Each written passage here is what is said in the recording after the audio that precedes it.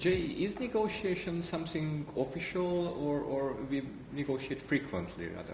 Well, it's a good question because people tend to think of negotiation as something that happens in a business context or in a diplomatic context.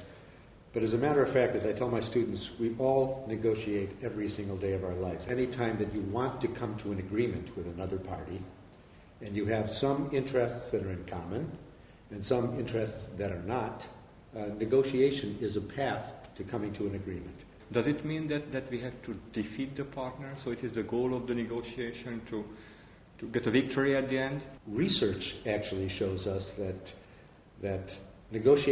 most negotiations are not what we would call a fixed sum game. That means there doesn't have to be a winner who wins at the expense of a loser. Mm-hmm. It's possible, it's almost a cliche now, it's possible to have what we call a win-win negotiation. Not just something that provides something for each partner, but something that adds more than the value that was on the table at the beginning of the negotiation, based on the different interests that they have. There's a model that we use as what I call our target model when we teach negotiation here, and that is the Harvard Law School model of principled negotiation.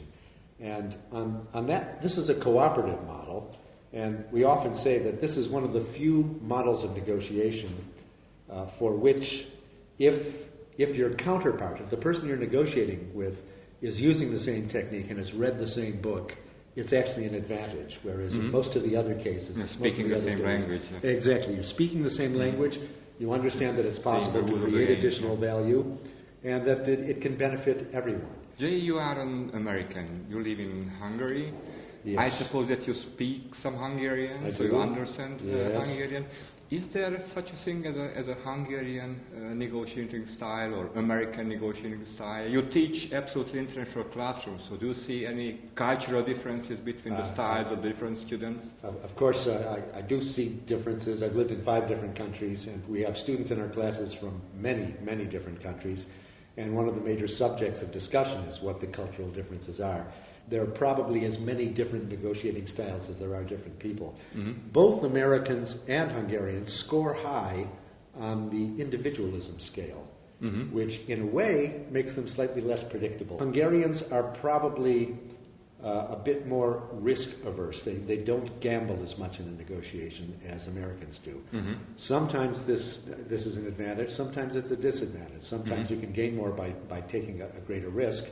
But in general, empirical research shows us that those who take the biggest risks, the biggest gambles in negotiation, do the worst. Mm-hmm. So actually, it's probably not a disadvantage. Art or a science negotiation? We have a lot more scientific information about what works and what doesn't work in negotiation than we had, say, 20 years ago. There are research programs about it? There are research programs testing various techniques and measuring these cultural differences, mm-hmm. as we discussed, and seeing which strategies seem to be most successful. Even with all that research, and really this is just the beginning, I think, of what we can investigate in terms of negotiation. It's still largely an art. Is it possible to learn it? Absolutely. What is the best method of learning it? Some people find it easier, like anything else, to learn, but still, everyone can learn it if they get the right kind of feedback and frequent practice. We do role-play negotiation. It's a highly interactive environment. We share experiences as well.